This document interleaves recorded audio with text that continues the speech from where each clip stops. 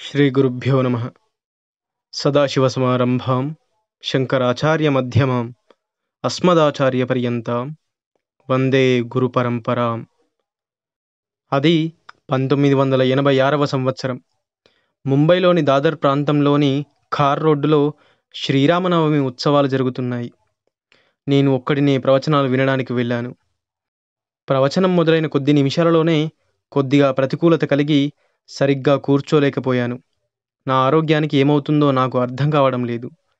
ఏమైనా జరిగితే సహాయపడడానికి తోటి ప్రయాణికులు ఉంటారన్న ధైర్యంతో ఇంటికి వెళ్ళడానికి బస్ ఎక్కాను. నా చొక్కా జేబులో ఒక చిన్న కాగితంలో నా చిరునామా, దూరవాణి సంఖ్య రాసుకొని పెట్టుకున్నాను. ప్రయాణం చేస్తున్నంతసేపు విష్ణు సహస్రం పారాయణం చేసుకుంటున్నాను. బస్సు దిగి ఇంటివైపు నడిచి వెళ్తుండగా మా వీధిలో ఉన్న డాక్టర్ నన్ను చూసి, ఎందుకలా ఉన్నారు, ఆరోగ్యం బాగోలేదా అని అడిగారు.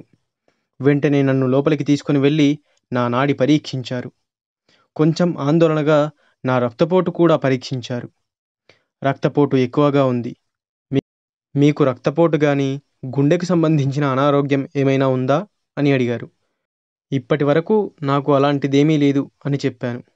సరే, నేను మీ ఇంటికి ఒక అరగంట తర్వాత వస్తాను. అప్పటిదాకా మంచం పైన పడుకొని విశ్రాంతి తీసుకోండి. అప్పటికీ తగ్గకపోతే మిమ్మల్ని వెంటనే హాస్పిటల్లో చేర్చాలి అని చెప్పారు. నా భార్య కమల మా ఇంటి తలుపు తీసింది. నాతో పాటు వచ్చిన ఆ వైద్యుడు నా పరిస్థితి చెప్పిన వెంటనే తను పరమాచార్య స్వామి వారి చిత్రపటం ముందు మోకరిల్లి పరిపరి విధాలుగా ప్రార్థించింది. మీరే మా దేవుడు, నాకు వేరే ఏమీ తెలియదు. నా భర్తను కాపాడండి. వారిని కాపాడడం మీ బాధ్యతే. నేను మిమ్మల్నే నమ్ముకున్నాను. నాకు మాంగళ్య భిక్ష ప్రసాదించండి అని ప్రాధేయపడింది. అరగంట తర్వాత డాక్టర్ వచ్చి నన్ను పరీక్షించారు. అప్పటి ఆందోళన ఇప్పుడు కనిపించడం లేదు వారి ముఖంలో. ఏమీ పర్వాలేదు, రక్తపోటు తగ్గింది. కానీ మీరు బాగా విశ్రాంతి తీసుకోవాలి. మళ్ళీ ప్రొద్దున వస్తాను అని చెప్పి వెళ్ళిపోయారు. వారి మాటలు కొంత తృప్తినిచ్చాయి. మళ్ళీ నా భార్య పరమాచార్య స్వామి వారికి నమస్కరించింది. రాత్రి బాగా నిద్రపోయాను. డాక్టర్ మళ్ళీ ఉదయం పరీక్షించి సంతోషంతో రక్తపోటు సాధారణంగా ఉంది అని చెప్పారు.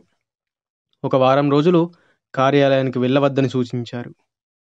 తర్వాత కార్డియాలజిస్ట్ అయిన నా స్నేహితుడు వచ్చి మొత్తం పరీక్షించాడు. అంతా బాగుంది, ఏమీ భయపడవలసిన పని లేదు అని నిర్ధారించాడు.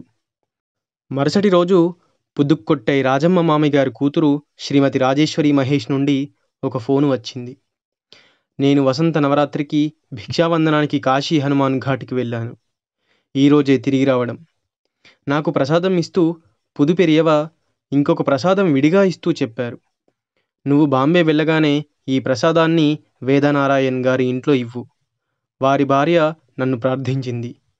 ఏమీ భయపడవద్దని చెప్పు అని చెప్తూ కళ్ళు మూసుకొని ప్రార్థిస్తూ వారి అనుగ్రహంగా ఆ ప్రసాదాన్ని నాకిచ్చారు అని చెప్పింది.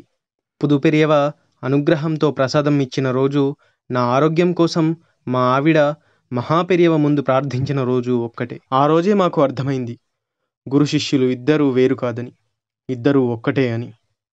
అపార కరుణా సింధుం జ్ఞానదం శాంతరూపిణం శ్రీ చంద్రశేఖర గురుం ప్రణమామి ముదాన్వహం. సర్వం శ్రీ గురు దివ్యచరణారవిందార్పణమస్తు. స్వస్తి.